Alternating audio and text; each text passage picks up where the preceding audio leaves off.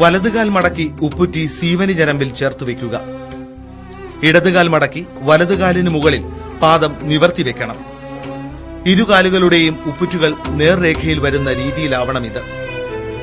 ഇനി കൈകൾ അതാതു വശങ്ങളിലെ കാൽമുട്ടിനു മുകളിൽ വയ്ക്കുക. മനോവിചാരങ്ങളുടെ നിയന്ത്രണമാണ് സിദ്ധാസനത്തിന്റെ മുഖ്യ ലക്ഷ്യം.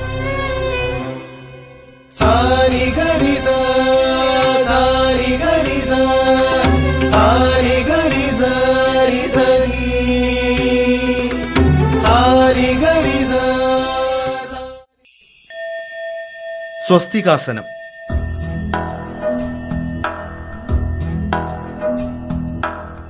ധ്യാനാസനങ്ങളിൽ ഏകാഗ്രത വർദ്ധിപ്പിക്കുന്ന ആസനമാണ് സ്വസ്തികാസനം. സ്വസ്തികാസനം ചെയ്യാനായി വലതുകാൽ മടക്കി ഇടത് തുടയുടെ മുട്ടിന് സമീപം ചേർത്ത് വയ്ക്കുക. ഇടതുകാൽ മടക്കി വലതു തുടയുടെ മുകളിൽ വെച്ച് പെരുവിരൽ ഒഴികെയുള്ള വിരലുകൾ തുടകൾക്കിടയിലേക്ക് കയറ്റി വെക്കണം. കൈകൾ മുട്ടിനു മുകളിൽ വയ്ക്കുക. കൈമുട്ടുകൾ വളയരുത്. കാൽമുട്ടുകൾ നിലത്ത് പതിഞ്ഞിരുന്നാൽ നന്ന്. ഏകാഗ്രത, ബുദ്ധിശക്തി എന്നിവ വർദ്ധിക്കാൻ സ്വസ്തികാസനം ഫലപ്രദമാണ്.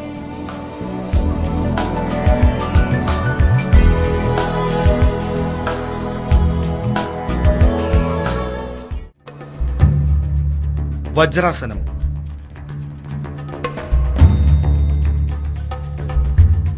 ലോകമെമ്പാടുമുള്ള ആധ്യാത്മിക രംഗം ഒരുപോലെ അംഗീകരിച്ച ധ്യാനാസനമാണ് വജ്രാസനം. വജ്രാസനത്തിനായി വലതു കൈകൊണ്ട് വലതുകാൽ മടക്കി ഉള്ളംകാൽ മുകളിൽ വരും വിധം വയ്ക്കുക. ഇടതുകാൽ ഇടത് കൈകൊണ്ട് മടക്കി ഉള്ളംകാൽ മലർത്തി വയ്ക്കുക. മുട്ടുകൾ ചേർത്തും പിന്നിൽ കാലുകൾ അകത്തിയും വയ്ക്കുക. പൃഷ്ഠഭാഗം തറയിലോ ഉപ്പുറ്റുകളിലോ അമർന്നിരിക്കണം. കൈകൾ മുട്ടിനു മുകളിൽ കമഴ്ത്തി വയ്ക്കുക. നിവർന്നിരിക്കുക. ഇത്രയുമായാൽ വജ്രാസനമായി. ദഹനേന്ദ്രിയങ്ങൾ ഉണർത്തുന്ന വജ്രാസനം പ്രമേഹ രോഗികൾ നിത്യവും അനുഷ്ഠിക്കേണ്ട ആസനവിധിയാണ്.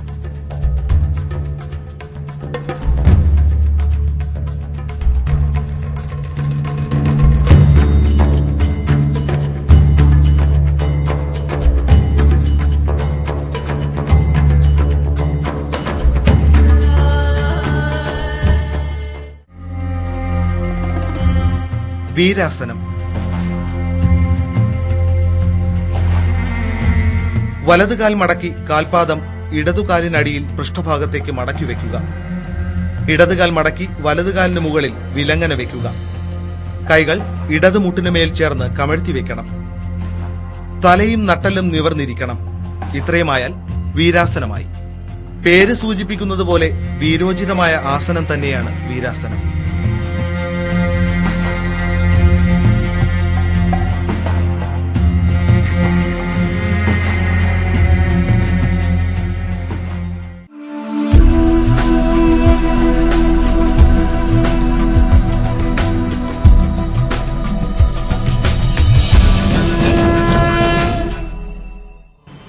ഇനി മേരുദണ്ഡാസനം, ഭുജംഗാസനം, ശലഭാസനം തുടങ്ങിയ ലഘുയോഗാസനങ്ങൾ പരിശീലിക്കാം. മെയ്വഴക്കം, ആരോഗ്യം, ഊർജ്ജസ്വലത എന്നിവ നിങ്ങൾക്ക് കൈവരിക്കാനുള്ള ആസന വ്യായാമങ്ങളാണ് ഇവ. അർദ്ധമേരുദണ്ഡാസനം. കൈകൾ നിവർത്തി ഇരുവശത്തും കമഴ്ത്തി പതിച്ചുവെച്ച് നീണ്ടു നിവർന്ന് കിടക്കുക. ശ്വാസം എടുത്തുകൊണ്ട് വലതുകാൽ മുട്ടുവളയാതെ തറയിൽ നിന്ന് 2 അടി ഉയർത്തണം. ഇനി ശ്വാസം വിടുന്നതിനൊപ്പം കാൽ പൂർവ്വസ്ഥിതിയിലെത്തിക്കുക. ഇത്തരത്തിൽ ഓരോ കാലും മാറി മാറി പരിശീലിക്കുകയാണ് വേണ്ടത്.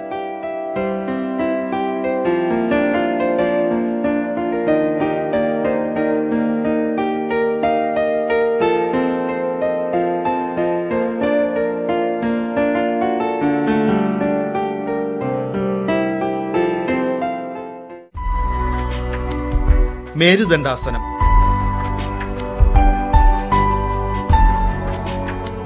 അർദ്ധമേരുദണ്ഡാസനത്തിൽ ഒരു കാൽ ഉയർത്തുമ്പോൾ ഇരുകാലുകളും ചേർത്ത് ഉയർത്തുന്ന രീതിയാണ് മേരുദണ്ഡാസനം.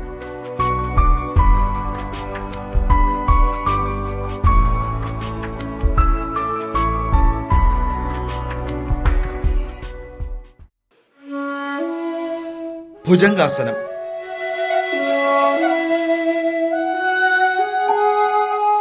ഭുജംഗാസനം ചെയ്യാനായി കാലുകൾ പതിച്ച് കമിഴ്ന്നു കിടക്കുക.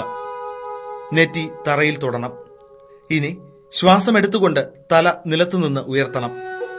കൈകളിൽ ബലം കൊടുക്കാതെ നട്ടലിന്റെ ബലത്തിലാവണം ശരീരം ഉയർത്തേണ്ടത്. തുടർന്ന് ശ്വാസം സാവധാനം വിട്ടുകൊണ്ട് പൂർവ്വസ്ഥിതിയിൽ എത്തണം.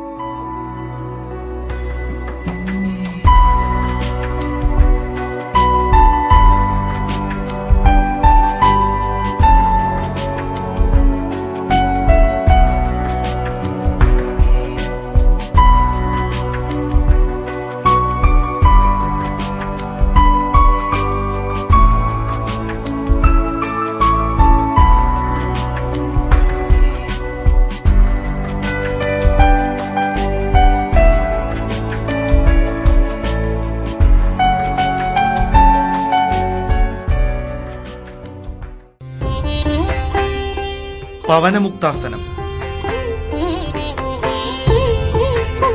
നീണ്ടു നിവർന്ന് കിടന്ന ശേഷം കാൽമുട്ടുകൾ ഒന്നിച്ചു മടക്കി കൈകൾ കൊണ്ട് കോർത്തു പിടിക്കണം. ശ്വാസം വിട്ടുകൊണ്ട് തലയും ശരീരവും ഉയർത്തി മൂക്ക് കാൽമുട്ടുകൾക്കിടയിൽ എത്തിക്കുകയാണ് വേണ്ടത്.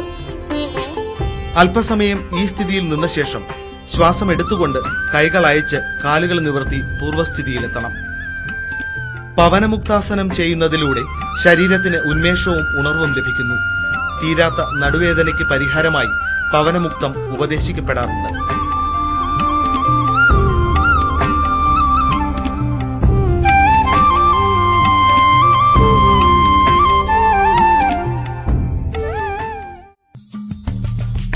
പശ്ചിമോത്താനം. മെയ്വഴക്കത്തിനായി അഭ്യസിക്കുന്ന പശ്ചിമോത്താനം ശരീരപുഷ്ടി വർദ്ധിപ്പിക്കുന്ന നല്ലൊരു വ്യായാമ മുറയാണ്. പശ്ചിമോത്ഥാനം ചെയ്യാനായി കാലുകൾ നീട്ടിയിരിക്കുക. കൈകൾ ഉയർത്തി തലയ്ക്ക് മുകളിലായി പിടിക്കുക. ഇനി ശ്വാസം എടുത്തുകൊണ്ട് പിന്നിലേക്ക് ചായുക. ശ്വാസം വിട്ടുകൊണ്ട് മുന്നിലേക്കാഞ്ഞ് കൈകൾ കൊണ്ട് കാൽവിരലുകളിൽ പിടിക്കാൻ ശ്രമിക്കുകയാണ് വേണ്ടത്.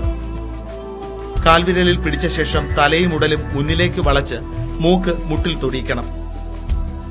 കൈമുട്ടുകൾ കൂടി നിലത്ത് മുട്ടിയാൽ പശ്ചിമോത്താനം പൂർത്തിയായി.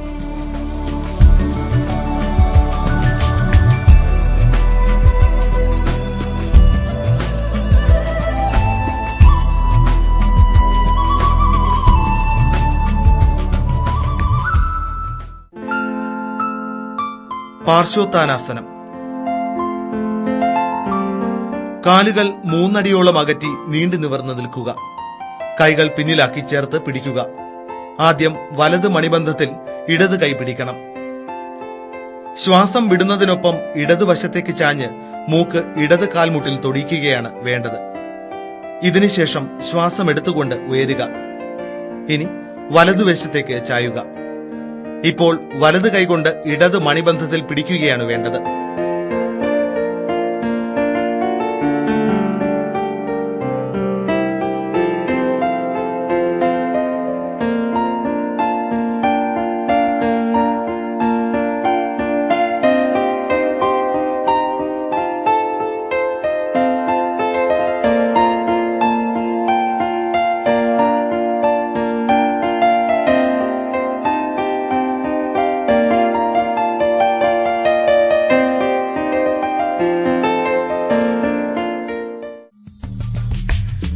പാദഹസ്താസനം.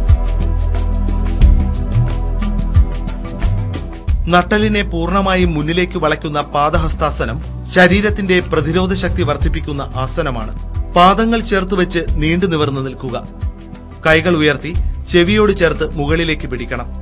ഇനി ശ്വാസം വിടുന്നതിനൊപ്പം മുന്നിലേക്കാഞ്ഞ് കാൽമുട്ടുകളിൽ നെറ്റിയും കൈകൾ നിലത്തും തുടിക്കുക. തുടർന്ന് ശ്വാസം എടുത്തുകൊണ്ട് ഉയരുക.